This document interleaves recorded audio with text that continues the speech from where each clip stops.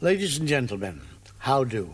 Hello again, all you lovely people, and many thanks for taking the time to view my humble little video. This one I have given the title of Another of Burnham's Cunning Plans. Let's just rejoin, shall we write? So, Andy Burnham is Prime Minister. Yeah, I know. 2 weeks ago he was the Mayor of Manchester, who fixed the buses and gave out dodgy building contracts. Now he's the Prime Minister. On July 20th. Just like that. No election. Just vibes. Keir Starmer resigns on Monday, and Andy walks into Downing Street on Sunday. That's Westminster democracy for you folks. Efficient. And what's his first big idea? What's the relentless, laser-focused, grown-up plan that he has to fix Britain? He's going to be relentless on the small boats. Relentless, that's the word. Not effective. Not successful. Just, well, relentless. Like your granny with a coupon book.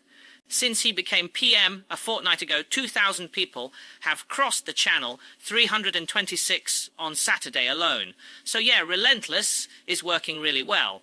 And his cunning plan, oh, it's genius, and not even Baldrick's turnip could have come up with this. He's doubled the number of National Crime Agency officers tackling the gangs, from 376 to almost 800. And the French have doubled theirs too. So now we've got 1,600 people standing on 2 different beaches, waving at each other, watching the dinghies go by. And the Home Office says they seized 1,100 boats and made 300 arrests last year, and that if they hadn't, 72,000 more people would have come, which the BBC says it can't verify. So that's great. We're basing border policy on maths that would get you kicked out of GCS statistics. But wait, Burnham says, people want to see this issue addressed. And we also need to build a system that offers safe routes. Oh, safe routes. Why didn't anyone think of that before? Only every single charity, NGO, and person with a functioning soul for the last 5 years. He also wants to be in regular dialogue with the EU about it. The magic word. Because what do you do when 98% of people swimming into the Spanish enclave of Ceuta get sent back to Morocco? You have a dialogue. You don't actually do anything. You just talk relentlessly. And this brings us to the mainstream news headline, doesn't it? Burnham urged to join UPAC to tackle boats and fix Brexit mess. Because, of course, he is. Because we spent 6 years shouting, take back bloody control, and then realised that control meant standing on a cliff in Dover with a pair of Fisher-Price binoculars saying, yep, there's another one. The British Chambers of Commerce, actual businesses who actually sell things, have just told Prime Minister Burnham to deepen ties with the EU, cut post-Brexit barriers, and get a more structured long-term relationship. Why? Because the EU is still our largest trading partner. 48% of our goods exports go there. But exports have fallen by as much as 16% since Brexit. 16%. We left the world's biggest free trade bloc on our doorstep to go global. And all we got was this lousy 16% drop, and a customs form for selling cheese to France. They want him to fix the agri-food trade, link the emissions trading systems, all by the next leaders' summit. Basically, please, Prime Minister, can we stop pretending this is working? And Burnham, oh, Andy, this is where it gets beautiful. This is a man who, at Labour conference last year, stood up and said, quote, I want to rejoin the EO. In September 2025, he said, I want to rejoin. I hope in my lifetime I see this country rejoin the European Union. A long-term case for reversing Brexit, he said. The proud Remainer, European Andy. Then he wants to win a by-election in Makerfield, which voted Leave, and suddenly, on Monday, he does a massive U-turn. He says the last thing we should do right now is rerun those arguments, and that it would leave Britain in a permanent rut. He says he'll respect the Brexit result and is not proposing rejoining. He's not advocating rejoining in this by-election. In this by-election, as if it's some kind of special offer. Rejoin the EU. Not this week. Love. We're doing relentless special on the small boats this week. This is Westminster politics, folks. This is leadership. Say whatever you need to say to get elected in Wigan, then fly to Brussels and beg them to let us back into their migration pact.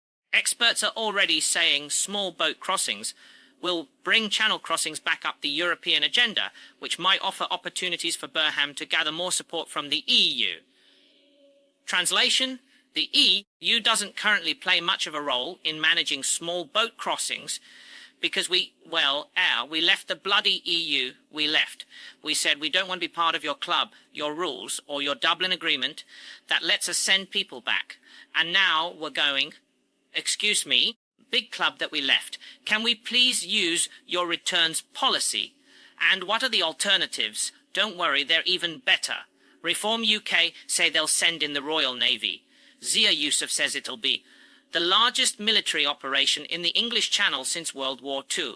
Right, so HMS Queen Elizabeth, a £3 billion aircraft carrier designed to hunt Russian submarines, is going to do a U-turn because a bloke called Steve from Albania is in a rubber dinghy from Decathlon. Even a retired Royal Navy commander said it lacks quite a lot of substance, and that warships are not best used for ferrying people around, and you're better off using an actual ferry. You think. And the Tories. Chris Lyar. Philp says leave the European Convention on Human Rights and deport everyone within a week to Rwanda. Because that went so well last time. We spent 700 million quid to send 4 volunteers on a holiday they didn't want and managed to lose them, so here's where we are. After 10 years, 5 prime ministers, and a Brexit that was supposed to let us control our borders, control our trade, control our destiny. We have yet another Prime Minister who has to pretend he doesn't want to rejoin the EU while secretly begging the EU to help us with the boats, while business begs him to rejoin the EU anyway to stop us going bankrupt, while 2,000 people crossed the Channel in 2 weeks under his relentlessly cunning plan. Fix the Brexit mess by joining an EU pact. That's not a policy. That's an apology note with a flag on it. The soft left is back in charge. And they're asking the neighbours if we can borrow their hose because we set our own garden on fire. Ain't life grand?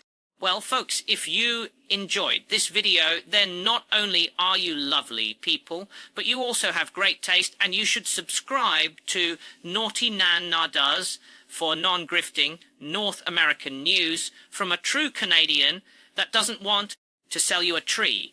And you should also subscribe to the Two Davies for news and politics from a uniquely Scottish perspective with that rantastic Mr. McGuinness and his esteemed co-host, the Charlie Cat, Q Growling Cat.